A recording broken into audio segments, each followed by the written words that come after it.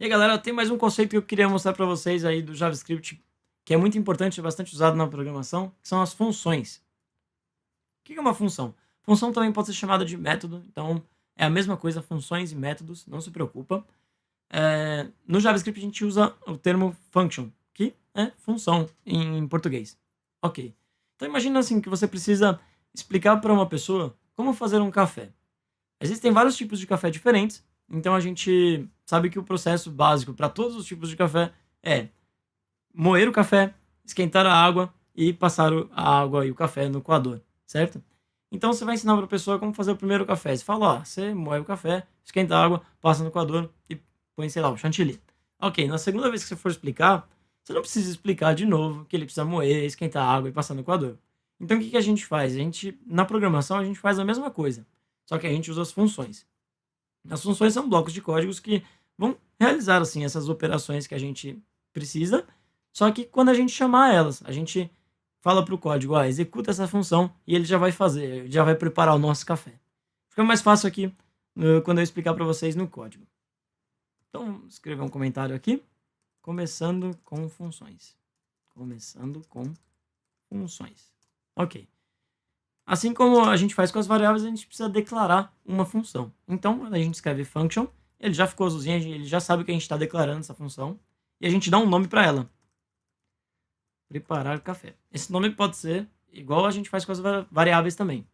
A gente pode escolher qualquer nome, a gente escreve abre e fecha parênteses, e igual a gente faz com o if e com o for, a gente abre e fecha chaves.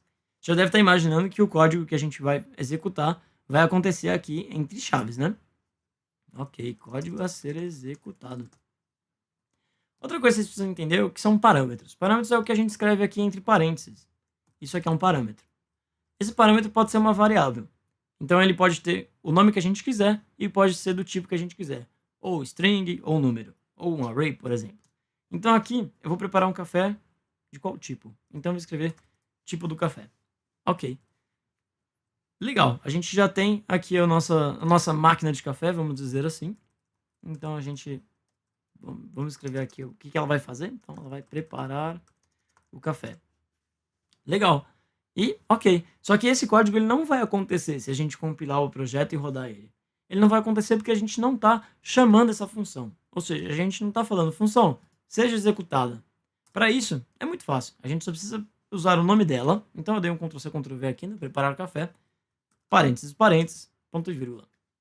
Lembrando que a gente está passando um parâmetro. Então, a gente precisa explicar para a nossa máquina de café qual tipo de café a gente quer. Então, vou passar um café expresso. Ok. Então, eu declarei a função e chamei ela. Vamos salvar o projeto e rodar. Legal. O console rodou aqui a nossa mensagem preparar o café. Se eu quiser chamar essa função várias vezes, é só dar Ctrl+C, Ctrl+V e ele vai rodar esse console.log várias vezes. Eu posso passar outros tipos de café. Posso passar café expresso, café italiano, outros tipos de café. Ok. Legal. Eu tenho uma dica para dar para vocês. Se você percebeu que você está escrevendo um código várias vezes e está só alterando alguma coisinha nele, significa que é melhor você escrever uma função. Assim, essa função o seu código vai ficar mais organizado e separado em blocos. Então, se você tiver algum erro, você sabe que aquele erro deve estar naquela função que faz tal coisa. E aí fica muito mais fácil de achar os erros, encontrar os erros e resolver, deixar seu app 100% funcionando. Então, essa é a dica que eu tenho que dar para vocês. Outra dica importante é o return. O que é o return? Como a própria palavra diz, return retorna alguma coisa. Então, dentro da função, você pode usar o return. Repara que ele já ficou azulzinho aqui no Titânio e ele está pronto para retornar alguma coisa. Um exemplo prático que eu costumo dar são com laranjas. Então, vamos lá. Multiplicar laranjas. E aqui, no parâmetro, entre parênteses, eu vou escolher a quantidade de laranjas a serem multiplicadas. E aí, como eu falei, os parâmetros são variáveis que vão ser usadas dentro das funções. Então, ela só vai existir aqui dentro. Então, a quantidade pode ser manipulada aqui dentro. Então, eu vou manipular quantidade e multiplicar vezes 3, por exemplo. Ok. O que isso vai acontecer? Eu posso multiplicar laranjas. Vou passar a quantidade de laranjas que eu quero multiplicar. Então, eu quero multiplicar 10 laranjas. E aí, quando eu chamar esse método aqui, chamando o nome e passando o parâmetro quantidade, ele vai multiplicar 10 vezes 3.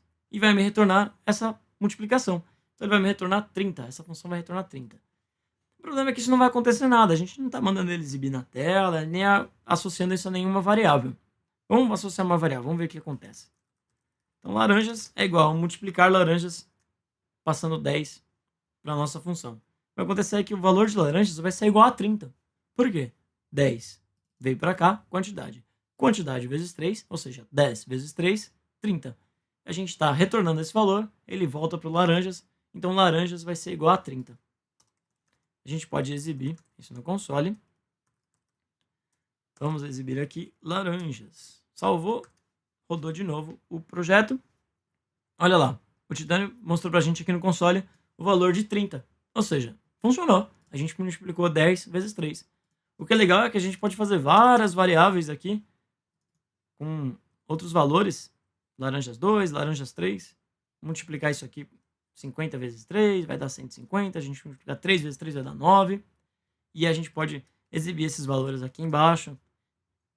Manipular o seu código como você quiser. Isso é bom porque a gente pode organizar ele de uma forma melhor. E aí toda a nossa lógica, todas as nossas operações, os nossos códigos podem ficar dentro de funções. E aí você consegue fechar elas aqui com esse sinalzinho de menos aqui do Titânia Studio e deixar seu código mais organizado.